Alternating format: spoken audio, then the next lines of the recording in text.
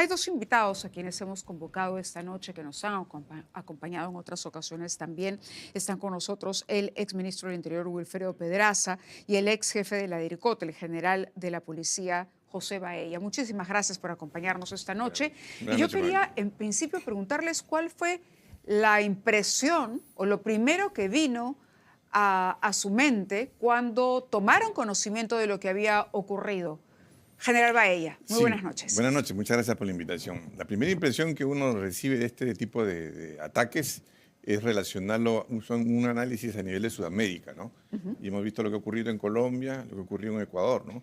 Y en anterior oportunidad también lo expresé, ¿no? Que estas elecciones van a ser bastante diferentes porque va a haber violencia.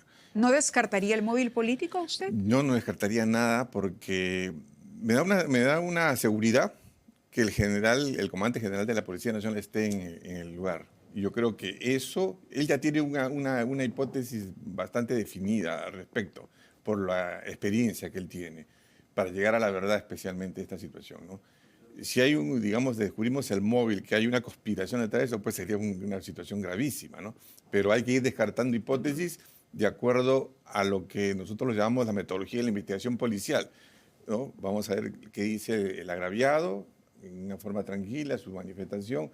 Vamos a ver qué dicen los peritos con las diferentes, el apoyo de la criminalística y en este caso, en este tipo de hechos siempre se hace, digamos, una cronología para ver cómo, desde dónde se han desarrollado los hechos, ¿no?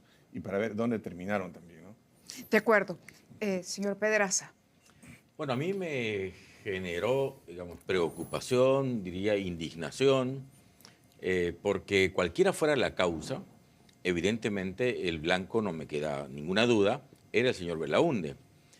Si por motivos políticos o por la actividad privada que tiene, creo que optar o tenerlo como blanco en este contexto supone un desarraigo y un desperjuicio absoluto a las reglas de la seguridad, porque saben que están atentando contra un candidato, contra un personaje público hoy, y pues sí me preocupa el escalamiento que sobre esta materia percibo.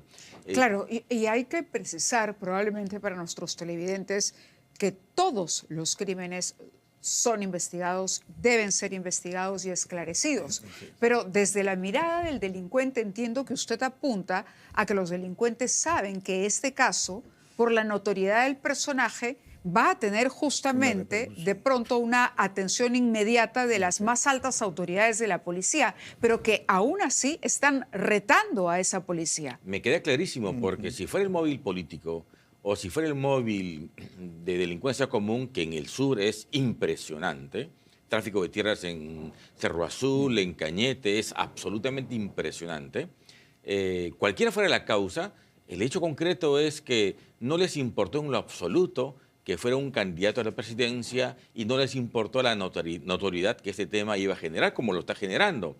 De manera tal que creo que ese es un reto a la autoridad y la policía tiene que estar a la altura, y estoy seguro que va a estarlo, para investigar un tema así. El alcalde de Cerro Azul le ha dicho que tiene cámaras, tiene aparentemente videos, ojalá se pueda encontrar la causa, pero cualquiera fuera la causa, es un tema, por supuesto, que hay que tenerlo muy presente en el contexto de elecciones. General Baella, usted decía que analiza esto en el contexto de lo que ha ocurrido en Sudamérica. Así es. ¿Usted diría que es un anticipo de una campaña que será más violenta? Definitivamente que sí, yo creo que sí. Y acá la reflexión que nos da es a los postulantes a la presidencia que tienen que adoptar sus medidas de seguridad. Ellos recién van a tener seguridad a partir de que el Jurado Nacional de las Elecciones los nombre como candidatos. Actualmente no tienen seguridad. Es por eso que el señor estaba solo. Entonces, ¿y cuál es el protocolo que se puede ofrecer? Ahora, para alguien que ha visto varias campañas, ¿no? Sorprende de pronto que el presidente del Jurado Nacional de Elecciones, a quien vamos a escuchar si tenemos ese byte, esté hablando de la compra de chalecos antibalas. Es una cosa, por lo menos a mí me ha llamado mucho la atención. Yo me imagino que también a nuestros televidentes, pero escuchemos en qué contexto y cuáles fueron esas palabras textuales del doctor Burneo. Desde ya el Jurado Nacional de Elecciones viene evaluando y ya adquiriendo chalecos antibalas para nuestro personal, para los jurados electorales especiales. Estamos en ese proceso de evaluación y adquisición de los chalecos antibalas porque no podemos escatimar en las medidas de seguridad para nuestro personal, pero no solamente para nuestro personal, sino para los candidatos y para toda la población que va a acudir a las elecciones. Así que lo que podemos es invocar a que las autoridades del Poder Legislativo y Ejecutivo tomen esas medidas y que no escatimen esfuerzos si es necesario llegar al extremo de tener chalecos antibalas u otras medidas más potentes. No dudamos que se puedan implementar. ¿Cuáles son los protocolos que deberían ponerse en marcha de cara a las actividades que van a desarrollar los candidatos, además del uso que ha recomendado el presidente del jurado de chalecos antibalas? Doctor Pedraza. La regla es que en seguridad nunca sobra nada. Uno puede caer en el ridículo eventualmente, pero la seguridad es la seguridad y eso tiene un costo. Masificar los chalecos, bueno, puede ser una alternativa, pero no me parece tan práctica en todo caso. Que yo conozca, el jurado o la policía solo asigna seguridad a candidatos que pasan a la segunda vuelta. Es decir, solo a 2. Seguridad de Estado asume el control respecto a ellos. Entonces toca que la policía y el Estado en general revise esa situación para asignar seguridad policial a los candidatos que ya van a estar en campaña, y obviamente toca que los propios candidatos tengan sus propios protocolos. De hecho, los tiene la mayoría. Entonces, tener un protocolo básico de seguridad que supone estudiar su recorrido, hacer investigación previa, dónde va. Eso le corresponde a cada uno de los partidos. Y también a la policía, pero a cada partido, me parece. Esa es una regla de oro. Consecuentemente, tiene que haber una conjunción de lo que hace la policía y lo que hace el propio candidato y su partido. Pero usted mencionaba que, de acuerdo a ley, si le entendí bien, le corresponde seguridad a los que pasen a la segunda vuelta. Eso pasó en el 2011, Ajá. por ejemplo, y ha pasado en las campañas siguientes. Sí. De manera tal que la verdadera seguridad que asume seguridad de Estado es a los 2 candidatos, digamos, probables, alguno de ellos Por presidente. parte de seguridad del Estado, General Baella. Sí, se ha modificado la directiva. Yo la he leído el día de ayer. ¿Y qué dice la directiva? Inmediatamente, era como dice el doctor, pero ahora se ha modificado. Apenas el Jurado Nacional de Elecciones los declare candidatos, formalmente la Dirección de Seguridad del Estado de la Policía Nacional le corresponde darle la seguridad. ¿Y ¿A todos? A todos. ¿Y qué le corresponde? 4 efectivos, 2 diarios. Eso es lo que le corresponde. 2 diarios. 2 diarios, dos hoy día. Para cada y 2 candidato. Para cada candidato. Eso cada dice uno de los 30 que vamos a tener. Exactamente, 38. 38, perdón, Sí, me quedé 38. corta. De los Eso, 38. Eso de acuerdo a la directiva Son actual. 2 efectivos. Pero 4 efectivos serían. 2 hoy día y 2 mañana. O sea, 24 hacen 4 efectivos. Correcto, para que Así se es. vayan turnando. Exactamente. Pero son permanentes. Son Esa seguridad es permanente. 24 Todo el tiempo que dure la 24 campaña. horas, sí. Y lógicamente después que pasan a la segunda vuelta ya se les refuerza con otra disposición de la directiva, ¿no? Correcto, iba a decir algo el doctor Sí, Pedraza. si bien es importante eso, 2 efectivos en rigor, un candidato es una víctima potencial por los enemigos políticos, por cualquier circunstancia. Me parece importante insistir en el protocolo que cada partido y cada candidato tenga, reforzando esto que la policía le va a brindar, porque 2 policías van a trabajar 24 horas corridas y probablemente hagan turnos de 8 horas, no lo sé. O pueden acompañar 24 horas al candidato, pero creo que la seguridad complementaria me parece absolutamente fundamental y es un tema que creo que hay que insistir porque por un tema de responsabilidad política también, digamos. Así es. Ahora, ¿qué puede perseguir? Cuando hablamos de inseguridad en el país, hablamos de extorsionadores, por ejemplo, que atentan, matan porque no se cumplió con el cobro o con el pago de un cupo. En el caso de los candidatos, ¿cuáles serían los temas o los móviles para que la criminalidad los tenga como víctimas, como blancos, los ponga como blancos? ¿Propuestas Es un poco... Es una posibilidad, pero me da la impresión que la razón principal puede ser la odiosidad del candidato y algún solitario sujeto que no le guste y quiera hacer lo que hace, como pasa en algunas zonas.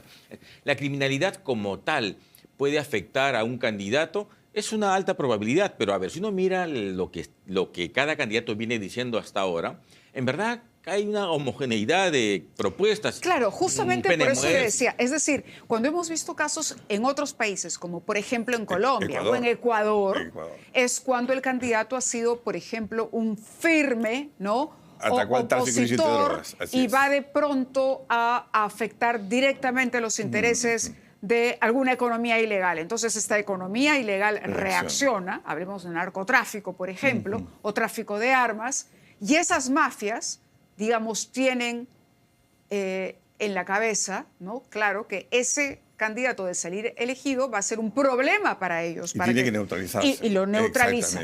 Entonces, exactamente. a eso me refería. En este caso, digamos, habría que hacer la diferencia cuando se trata de delincuencia común que cuando se trata de crimen organizado orientado o que tiene que ver con alguna propuesta, pero no hemos escuchado todavía de los candidatos propuestas que estén por encima de lo que justamente decía el doctor Pedraza, de lo que más o menos ofrecen todos, que son palabras bastante abstractas, es decir, mano dura, guerra a la delincuencia, pero en la práctica...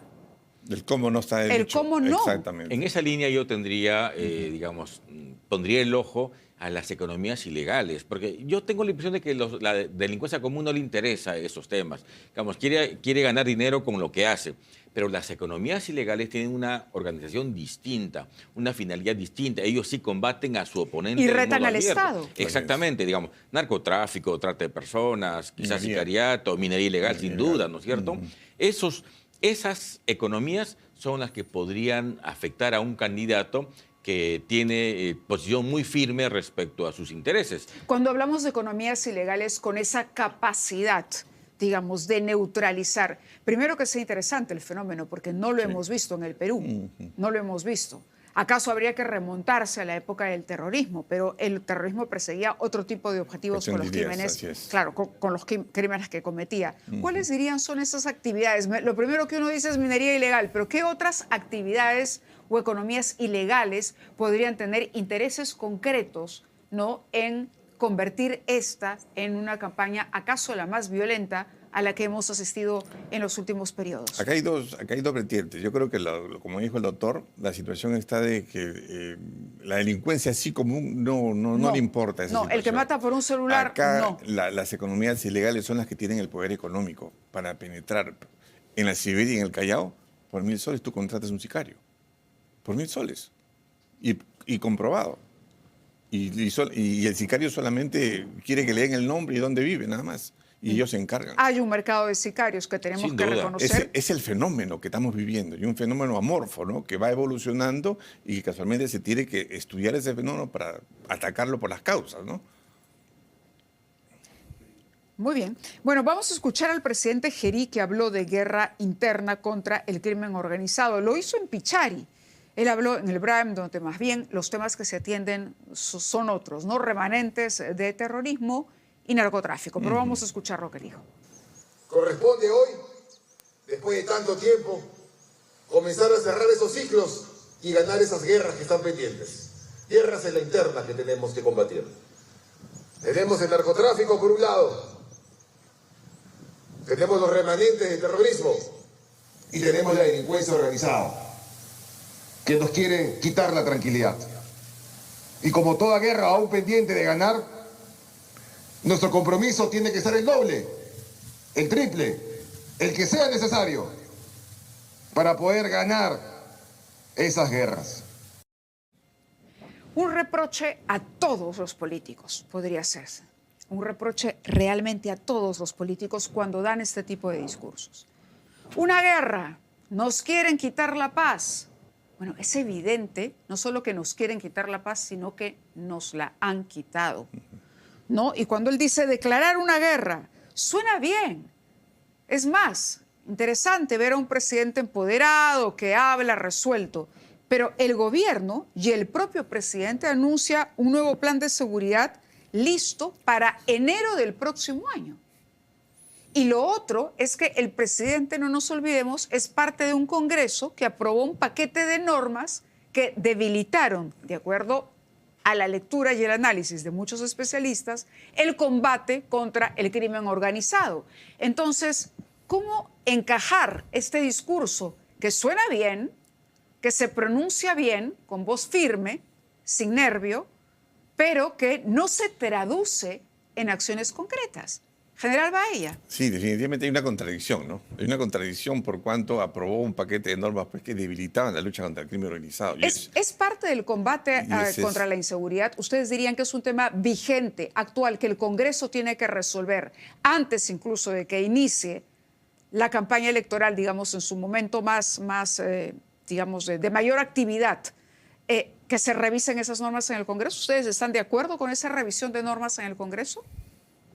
A ver, yo tengo la impresión de que es un tema importante, pero no determinante. Ok. Creo que focaliza un sector de personas favorecidas con las normas, pero yo no encuentro un efecto o una causa o no encuentro una relación entre ese paquete legislativo con el disparo en... No es indispensable, entonces. Okay. No me parece. Creo que el tema va por...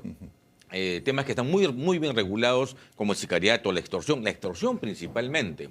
Entonces, sí me parece interesante revisar las normas, pero que sea el pilar para luchar contra la inseguridad, creo que estamos focalizando mal el tema. A mí me parece que la extorsión es el fenómeno que está carcomiendo la sociedad peruana, que tiene muchas víctimas, que han disparado el número de asesinados por esta causa y, por supuesto, el número de afectados por la propia extorsión. El presidente Geri ha anunciado la creación de una dirección especial contra la extorsión. No percibo que se implemente como debería en una coyuntura de tantísima emergencia. ¿A qué se refiere? Aquellas como debería, dijo usted, ¿cómo debería? Digo, ¿Qué es lo que hay y cómo debería? Una unidad policial con cientos de efectivos policiales, con logística, con tecnología, con lo que se tenga y, por supuesto, con mucho dinero para hacer inteligencia, algo tan fundamental en un tema así. Yo creo que los discursos están perfectos y todavía la ciudadanía le cree y la está haciendo bien.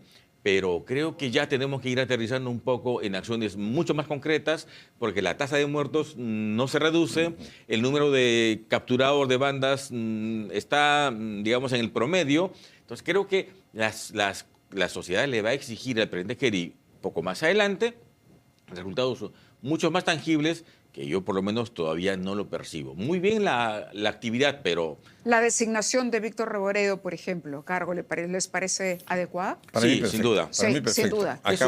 Acabo de venir yo de una presentación de Víctor Reboredo y la tiene bien clara. El hombre sabe lo que tiene que hacer. Pero lo que dice el doctor tiene toda la razón. Hay que darle tecnología, hay que darle equipamiento, logística, porque no se trata simplemente con los mismos medios, pues va a ser más de lo mismo. Lo que tú decías, una cosa son las organizaciones criminales, que es otra dimensión, tráfico ilícito de droga, minería ilegal, trata de personas, y el fenómeno de la extorsión y el sicariato. No se está atacando las causas. Y las causas. ¿Cuáles son las causas? Las causas, por ejemplo, tú vas y compras un arma, hay un mercado. ¿Qué se está haciendo contra eso, por ejemplo? Nada. El mercado de armas, por ejemplo, el mercado negro de armas. Es. Correcto, pero detrás de la extorsión, ¿quiénes están? Cuando hablamos de economía ilegal, grupos de poder, ¿a quiénes nos referimos? ¿Es realmente una organización que tiene un líder o acaso es una suerte de mercado inundado de grupos que no son tan grandes, medianos, pero que hacen uso del temor, pero que operan, digamos, en una suerte de... el negocio del miedo, esa es la situación. No solo el negocio del miedo, sino quería tocar el tema de la corrupción. Quería tocar el tema de la corrupción. Es decir, si no está carcomiendo al mismo tiempo instituciones como la policía, municipalidades, gobiernos regionales, ¿no? Y Congreso eventualmente. Yo haría una diferencia. A ver, hay economías ilegales que ganan, que producen dinero casi tanto ahora como el narcotráfico, como la minería ilegal, por ejemplo, la trata de personas, que son las que probablemente se afecten con discursos claros y con un poco de normativa además. Y la otra economía ilegal que está conformada por extorsionadores que yo diría están muy más masificados. Hay sin duda organizaciones grandes, ¿no es cierto?, que han venido del exterior y locales también, pero está muy masificado. A ellos no les interesa, diría, chocar con el sistema, les interesa aprovechar los huecos que tienen, les interesa aprovechar el hueco que la policía tiene hoy en equipamiento, en falta de tecnología. Digamos, usan los vacíos y la falta de acción en una coyuntura tan urgente. Entonces, yo le prestaría atención de un modo diferenciado, porque las economías ilegales, minería ilegal, narcotráfico, trata de blancas, son organizaciones también dispersas, pero que sí pueden, diría, y tienen interés en chocar con el poder político, además se involucran con el poder político, la penetran, la corrompen.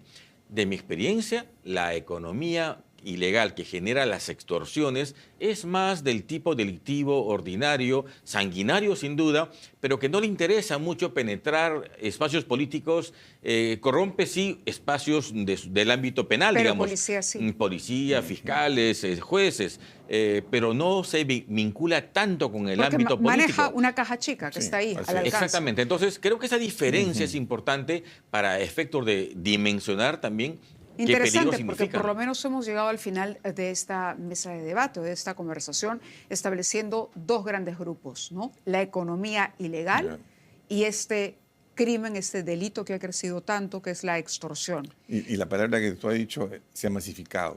La masificación Así es, de sin la duda. extorsión. Ya no hablamos Así de es. que capturando al monstruo o al jorobado vamos a acabar con la extorsión. No. Ahora, un joven de 22 años con la capacidad suficiente para generar miedo, ¿no?, e infundir temor, aliado de unos cuantos, ya es una pequeña organización capaz de someter Así es. a una empresa de transporte, ¿no?, a una plaza, como la denominan ellos, de negocios, puerta a la calle, etcétera, etcétera.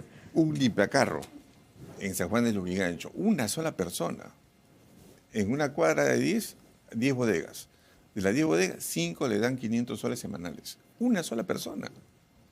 Una sola persona. Quiere decir acuerdo. que, pues, estamos... Esos dos buses que quemaron hace pocos días, decían, pagaban a 3 grupos, pagaban a 2, se montó un tercero, no quisieron pagar y les quemaron los buses. De acuerdo. Gravísimo. Gracias a ambos por estar con nosotros esta noche y seguramente al enterarnos o cuando conozcamos el plan de seguridad del presidente Gerí estaremos nuevamente comentándolo. Hacemos una pausa y regresamos aquí en el programa.